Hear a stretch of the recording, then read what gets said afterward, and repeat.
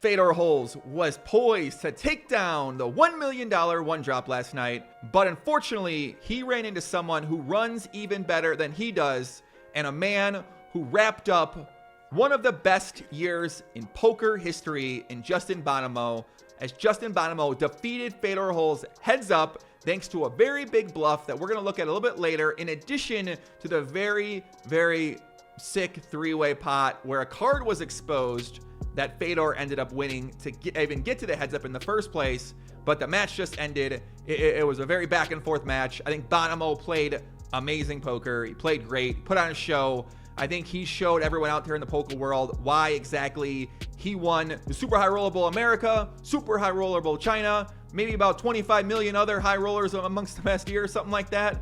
And now he took down the $1 million one drop for $10 million, and now he is first place in the all-time money list in the history of tournament poker. All right, now we're going to take a look at the big hand in which Fedor Holz played. It was very unusual because there was a card exposed by Rick Solomon, so Fedor knew one of Rick's cards, and then you'll see the flop, you'll see the turn, and you're going to see the river here. It's just when there were 5 players left. David Einhorn was eliminated in 6th place, and Byron Kaverman shoved ace-5 of clubs for a little over 10 big blinds. Fedor had pocket 10s, decided to call rather than re-isolate. And then it gets back to Rick Solomon, who I believe was in the big blind in this situation, and he picks up his cards. I think what he thought is that the action, he was closing the action, so Fedor was all in. I guess that's what he was thinking, Fedor was all in. So he turns his cards up, and then I guess the ace ends up being exposed, and then Jack Effel, the tournament director at the time, says turn the ace over. So now it gets back to Fedor, who has about 20 million more chips to potentially call, and it's essentially for his tournament life. He knows that Rick Solomon has an ace exposed, so he either has a hand like an ace king, ace queen, or pocket aces, and Fedor goes into the tank for about 3 minutes, and finally he runs some numbers in the Fedor solver. He puts his hand, he does the Fedor stuff. I don't know what he's thinking about. He's an ICM wizard, a range wizard. You know this man, this guy knows it all.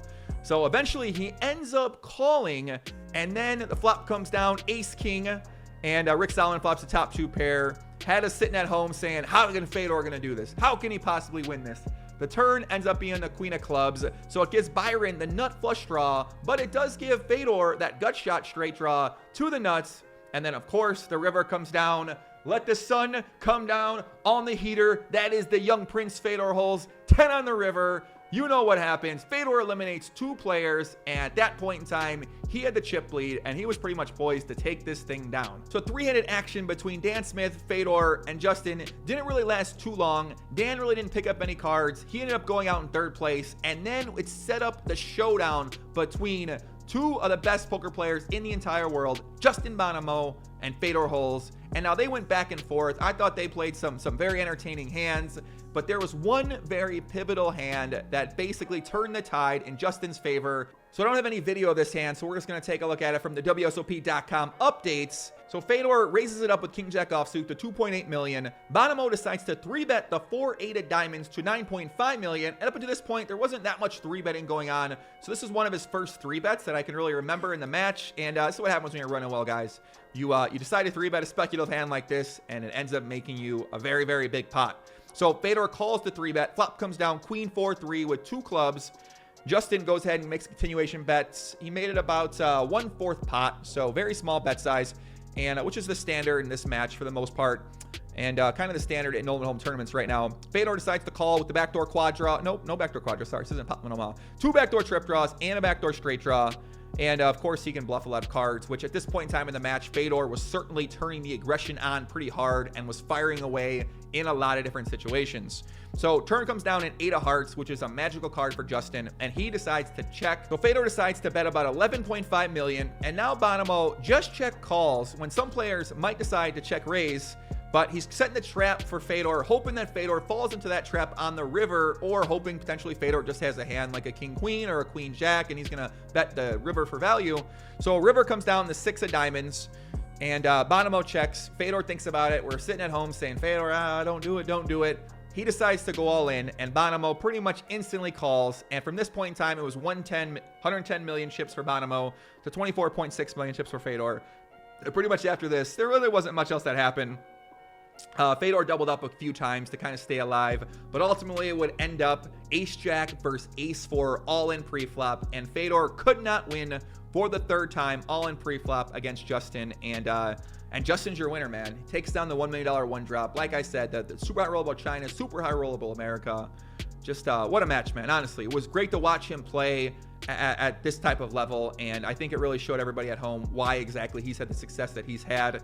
And I just want to know, what is he going to do now? Is he going to keep playing? Is he going to keep firing away at more tournaments? Does he take a break for a while? Like, where do you go from here if you're Justin Bonomo? $24 million up for the year. And wow, what a showing. And yeah, I think people out there on poker Twitter really enjoyed watching this. The comments from the people on Twitter were always fun to read. I feel like reading along with the comments on Twitter, reading along with the comments on Instagram, after I post a lot of Instagram stories and some Instagram posts. It's just, it was fun, man. It was fun. And I guess this is going to really wrap up the World Series of Poker 2018. This is the last event. This is it. I know I took a few weeks off in between, guys, and I'm sorry for that. I just, when summer comes along, I go out with friends. I get a little out of line. I don't know, man. It's been a great summer. It's still going to be a great summer. It's been great to watch this poker, and I hope you guys have really enjoyed following along. Hope you guys have enjoyed having, hopefully, some success for yourself this year if you've been out at the World Series of Poker. And if you didn't come this year, you got to get out here for at least a week in the future, guys. You got to make it out here for the World Series of Poker, because honestly, it's a magical time in the poker world, a magical time in Las Vegas, and yeah, that's it, man. So once again, congratulations, Justin Bonomo, one drop champion, took it down. $10 million is yours. Number one all-time winning money list tournament player is yours. Dan Bilzerian, of course, the top winning poker player of all time. And that's it, guys. Much love. Peace out. Take care. All right, I already recorded this video, but I need to talk about the Phil Hellmuth commentary that went on tonight. Phil Hellmuth said the word GTO more than it's ever been said in the history of televised poker night. Phil Hellmuth is a damn commentary legend. Sure. He may have been saying things, they didn't make much sense sometimes. Sure, sometimes he's wrong about the action. Sure, he might not exactly understand GTO and how it completely works. But I think Phil Hellmuth's commentary is very relatable for the everyman sitting at home around around the United States. I don't know. Listen, I got no problem with it, man. Nick Schulman, Phil Hellmuth. I'm in for Phil Hellmuth. Why not? Listen, if he's going to be spouting out there some information that may or may not be in line, who are we to say you shouldn't do that? You know what I'm saying? It would have been nice to listen to Nick Schulman, I agree. But